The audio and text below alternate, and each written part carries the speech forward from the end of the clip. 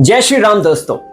Ramayan part 1 का एक बहुत ही सुंदर टीजर आया है। इस टीजर के अंदर हमें देखने को मिलता है कैसे मर्यादा पुरुषोत्तम राम और उनका इंट्रोडक्शन, रणबीर कपूर जो इसमें प्रभु श्री रामचंद्र का किरदार निभा रहे हैं, उनका proper look, proper facial expression, plus साथ ही साथ यहां पर न सिर्फ वॉरियर राम जी पर फोकस किया जाता है बल्कि उनकी इमोशनल जर्नी को भी दिखाया जाता है।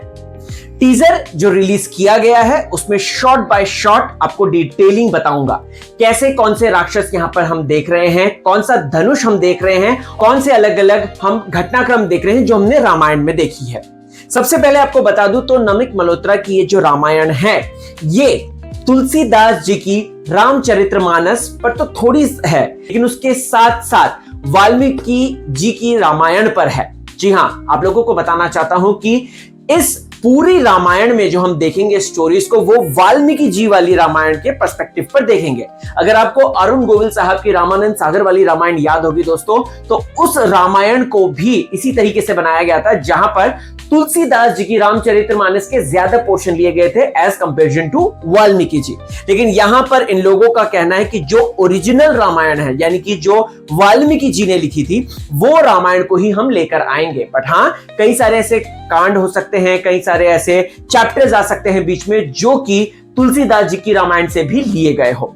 चलिए टाइम वेस्ट नहीं करते हैं और शॉट बाय शॉट इस प्रॉपर रामायण के इंट्रोडक्शन, श्री राम के किरदार को जिस तरीके से इन्होंने दिखाया है उसको बताते हैं। मैं आपको बता दूं दोस्तों, तो रामायण वो सिर्फ एक वॉर एपिक सागा नहीं है, बल्कि रामायण हमें सिखाती है जिंदगी जीने की कला। रामायण हमें सिखाती है अपने वचनों का पालन करना। रामायण हमें सिखाती है अपने पिता, अपनी मातृभूमि की तरफ किस तरीके से अटूट श्रद्धा लेकर आते हैं। रामायण हमें बताती है कि एक इंसान प्रभु श्री रामचंद्र का किरदार किस तरीके से निभा सकता है, कैसे वो मर्यादा में रहकर अपनी जीत को हासिल कर सकता है। जी हां, रामायण में आप लोग दोस्तों कई ऐसे इमोशनल शॉट्स देखेंगे जहां पर रणबीर कपूर ने प्रभु श्री राम के किरदार को जिया हुआ महसूस कर रहे हैं। सबसे पहले देखते हैं हम एक युद्ध हो रहा है जहां पर हम देखते हैं कि एक पक्षी पर उड़ते हुए एक व्यक्ति आ रहा है और वो गिरता है, उसके बाद एक दानव उसे मारने की कोशिश करता है। प्रोबेबली जब त्रेता युग की बात की जाए दोस्तों, तो ये वो युद्ध होगा जब दैत्यों का, राक्षसों का राज बढ़ गया था। बताना चाहता हूं दोस्तों, तो सतयुग में अलग अलग जगह पे देव और दानव रहते थे, मनुष्य और दानव अलग अलग जगह पे रहते थे, यानी कि स्वर्ग लोग, नर्क लोग होता था। वहीं उसके बाद त्रेता युग में ज्यादातर क्या हुआ कि दानव जो है वो एक पृथ्वी पे आकर रहने लगे, तो देव और दानव, इंसान और मनुष्य एक साथ रहने लगे, जैसे कि प्रभु श्री राम जो कि अयोध्या में और रावण जो कि लंका में। तो आपको बता दूं तो रावण जो है वो श्री राम से कई साल पुराने हैं, मतलब कि उनकी एज से कई ज्यादा बड़े हैं। और रावण ने, हम सबको पता है कि अमृत पिया है, इसकी वजह से उनकी जो आयु है वो कभी भी घटती नहीं है। तो ऐसे में रावण की अगर बात की जाए दोस्तों, तो ये वो युद्ध होगा जब देव और दानवों के बीच में एक महासंग्राम चला था राम जी के जन्म से पहले। और दशरथ जी ने जो राम जी के पिताजी हैं, उन्होंने इस युद्ध में जो है एक अहम भूमिका निभाई थी और उन्होंने जो है देवों का साथ दिया था और राक्षसों को खदेड़ कर रख दिया था। तो ये वो युद्ध हो सकता है। फिर उसके बाद दोस्तों हम प्रभु श्री रामचंद्र की वो वॉलपेपर वाली इमेज देखते हैं जिसको क्लिक करके आप अपने वॉलपेपर पे लगा सकते हैं। ये प्रोबेबली राजा राम का रूप है जहां पे उन्होंने प्रॉपर मुकुट और धनुष बाण ले रखा है और उनके कपड़े जो दिखाई दे रहे हैं वो सन्यासी वैरागी वेश में नहीं है।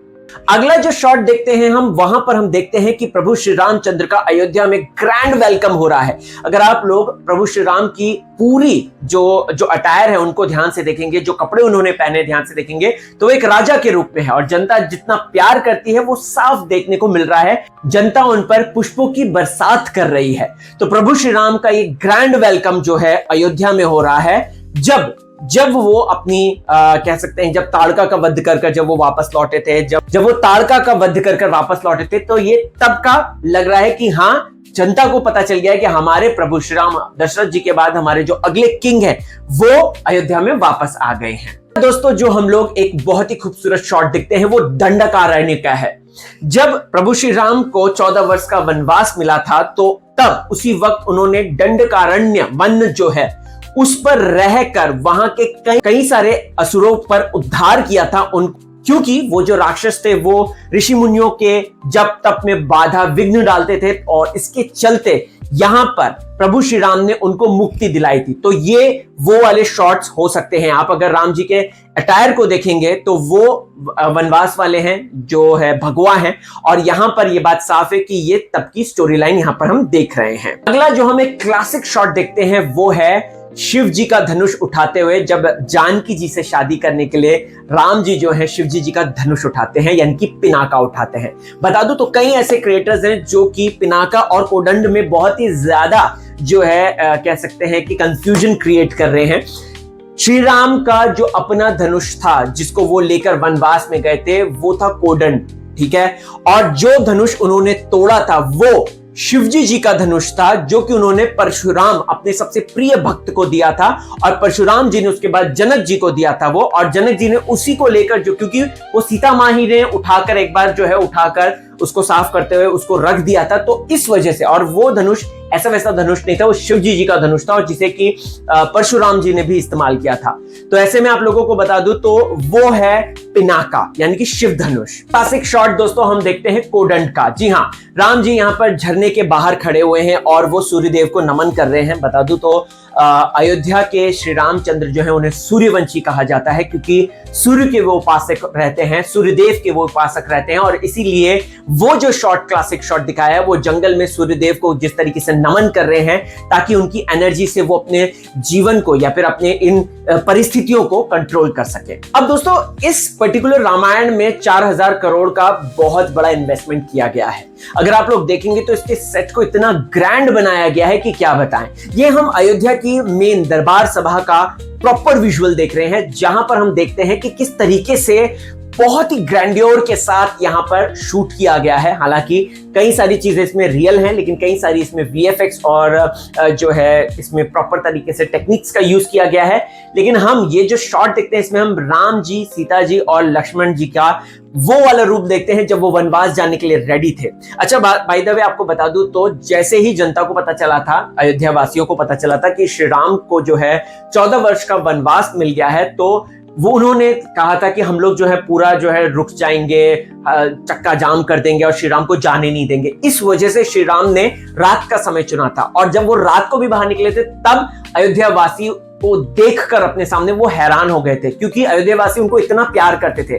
इस पर्टिकुलर शॉट में आप नितेश तिवारी जो फिल्म के डायरेक्टर हैं उनका एक ब्रिलियंट विजुअल देख सकते हैं। उस टाइम पे स्ट्रीट लाइट्स और ये सब तो होते नहीं थे, लेकिन सिर्फ अग्नि जला के, मशाले जलाकर जो है वहां पर उस सीन को क्रिएट करने की कोशिश की गई। आप देख सकते हैं इसके बाद ये जो रथ सीन डाला है इसमें कितनी प्रॉपर डिटेलिंग है। रथ के पहिए को इतने सुंदर तरीके से दिखाया गया है कि ये एक एआई का ग्रेडेड वर्जन लग रहा है। लेकिन आपको बता दूं दोस्तों, तो जब 4000 करोड़ लगाए गए हैं तो एआई भी उसके पीछे फेल हो जाता है। ये प्रॉपर जनरेट किया गया है, अगर आप लोग देख सकते हैं तो।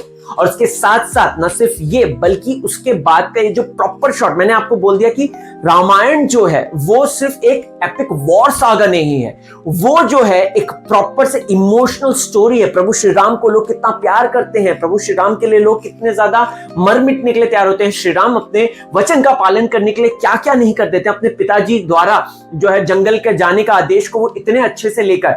तो अगर आप लोग इस शॉट में देखेंगे तो उनके रथ के इर्द गिर्द 2 लाइट्स जल रही हैं, सिर्फ वो मशाले हैं जो रथ को खींचेंगी आगे, और उसके साथ साथ पूरा अंधेरा है। तो आप यहाँ पे देख सकते हैं कि कैसे घने अंधेरे की जो उजाले की जो किरण है, जो रोशनी की किरण है, वो उनसे दूर जा रही है। तो ये अपने आप में एक बहुत खूबसूरत विजुअल है। उसके बाद दोस्तों हम देखते हैं रणबीर कपूर का मास्टर क्लासिक लुक, जो कि प्रभु श्री रामचंद्र का है। बता दूं तो रणबीर कपूर इस लुक में बहुत ही सौम्य, बहुत ही सटल लग रहे हैं। प्रभु श्री राम का जो किरदार था वो उनके फेस पे ही दिखता था। आप छोड़ दीजिए जो हमने अभी रिसेंटली आदि पुरुष में देखा था, उसमें राम जी को मूछे उच्छे लगाती थी इन्होंने, लेकिन अरुण गोविल साहब के बाद अगर श्री राम का जो किरदार जिसने निभाया है तो वो है रणबीर कपूर। उफ, कितने ज्यादा खूबसूरत लग रहे हैं वो। श्री राम की जो सौम्यता है वो उनके मन में, उनके दिमाग में, उनके फेस पे वो प्रॉपर तरीके से आ रही है। Hats off to the director, hats off to the casting team, जो कि श्री रामचंद्र जी का जो किरदार है वो इनको दिया गया। तो रामायण में हमने देखा कि कैसे जो है रातों रात प्रभु श्री राम जो है वो राजा राम से एक साधु वनवासी बन जाते हैं, और इसी ट्रांजिशन को बहुत ही क्लासिक तरीके से जो है दिखाया गया है नितेश तिवारी के द्वारा, जहां एक तरफ उनको मुकुट पहनाया जा रहा है, वहीं दूसरी तरफ आप देखते हैं तो तुरंत एक ऐसा इमोशनल शॉट दिखा रहे हैं जहां वो दशरथ जी के हाथ पकड़ के उनसे जाने के लिए कह रहे हैं कि भाई पिताजी अब हमें जाने दीजिए, क्योंकि आपने वचन दे रखा है और आपने कैकेयी माता को जो बात कही है मुझे उसका पालन करना है। और श्री राम वहां से जा रहे हैं। उस शॉट में आप रणबीर कपूर की आंखें देखिए, उस शॉट में आप रणबीर कपूर को देखिए, कितना इमोशनल और कितना ज्यादा इंटेंसिफाई वो किरदार लग रहा है। बता दूं आपको दोस्तों, तो श्री राम मैं तो मुझे लग रहा है कि ये फिल्म देखते हुए मुझे रोना आने वाला है, क्योंकि कुछ कुछ जो शॉट्स हैं, कुछ कुछ जो शॉट्स है वो स्पेशली ये बात कह रहे हैं। जब आप देखते हैं केवट उनको गंगा पार करा रहे हैं, उस समय जब दशरथ जी अपनी आखिरी सांसें ले रहे होंगे, जब तब वो राम राम राम कह रहे थे, तब राम जी उनको कहीं ना कहीं ये आभास हो रहा है। और उस समय जब वो पलट के देख रहे हैं, उस शॉट को देखिए, उस शॉट से आपको साफ पता चल जाएगा कि ओ माय गॉड, कितना ज्यादा ये इमोशनल जर्नी होने वाली है। बता दूं आपको, पार्ट 1 में मोस्टली ड्रामा पोर्शन होगा, इमोशनल क्वोशंट होगा और थोड़े युद्ध के सीन जैसे ताड़िका वध होगा, और जिस तरीके से उन्होंने जो है स्वर्ण हिरण को पकड़ा था और उसको मारा था वो वाला होगा। और मुझे लगता है कि सीता मैया का अपहरण वाला जो शॉट है वो लास्ट होगा, और उसके बाद पार्ट 2 में यश का किरदार रावण जो है उनको ज्यादा फोकस किया जाएगा। देखते हैं श्री रामचंद्र की युद्ध कला कौशल को, जहां पे वो तलवारबाजी से लेकर शस्त्र चलाने से लेकर अस्त्र चलाने से लेकर इन सब तरीकों को दिखा रहे हैं। और हम यहाँ पर वीएफएक्स को भी देख रहे हैं, जहां पर ताड़िका का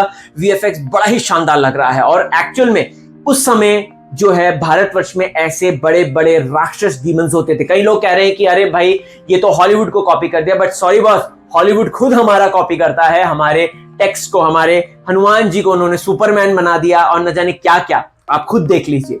तो यहां पर दोस्तों एक चीज तो साफ है, 4000 करोड़ जो लगाए हैं वो साफ पता चल रहा है कि भाई जिस तरीके से इन्होंने वीएफएक्स डाला है, और ऑफ कोर्स हर कोई इंप्रूव करता ही करता है, ये फर्स्ट लुक है और ये बात डेफिनेटली इंप्रूव होगा। सोशल मीडिया पे इसके प्रति बहुत ज्यादा नेगेटिविटी भी चल रही है, बट मैं यही कहना चाहूंगा ये हमारी हिस्ट्री है, माइथोलॉजी नहीं है। प्रभु श्री राम एग्जिस्ट करते थे, करते हैं और करते रहेंगे। हम भारतवासियों के लिए ये गर्व की बात है कि इस तरीके का एक सिनेमा आ रहा है जो कि डीपली रूटेड है और हमारे कल्चर को, हमारी सभ्यता को, हमारे इतिहास को इतने बड़े ग्रैंडियर पे प्रस्तुत कर रहा है।